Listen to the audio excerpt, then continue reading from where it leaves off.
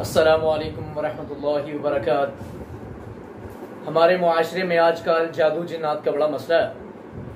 हमारे बहुत से लोग कहते हैं कि हमारे पे रुकिया कोई काम नहीं कर रहा।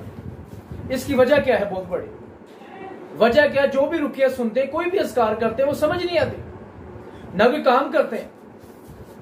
हालांकि अल्लाह के नबी हजरत मोहम्मद रसूलुल्लाह सल्लल्लाहु अलैहि वसल्लम ने फरमाया, यह कुरान शिफा है। अल्लाह ताला खुद फरमा रहा शिफा है।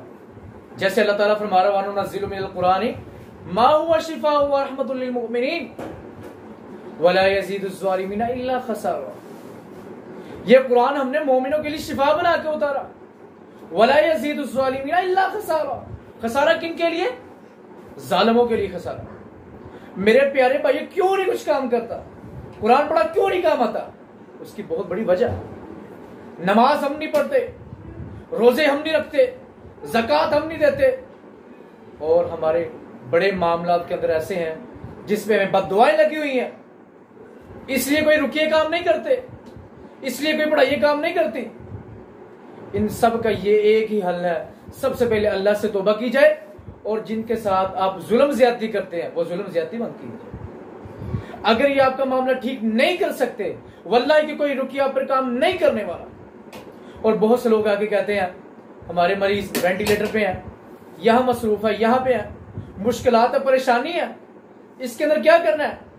सबसे पहले बावजू हो, अल्लाह तबारक व तआला के आगे झुकना है। अल्लाह के नबी हज़रत यूनुस अलैहिस्सलाम ने कौन सी दुआ पढ़ी थी?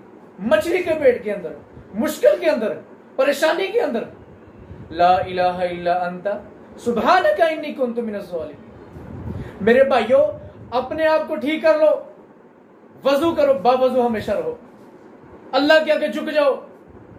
जब तुम अल्लाह के आगे झुकोगे, सच्चे दिल के साथ अल्लाह से माफी मांगोगे, तो इंशाअल्लाह ये रुकिए भी काम करेंगे, ये सूरतें भी काम करेंगे। ये बात अपने ज़हन नशी कर ले।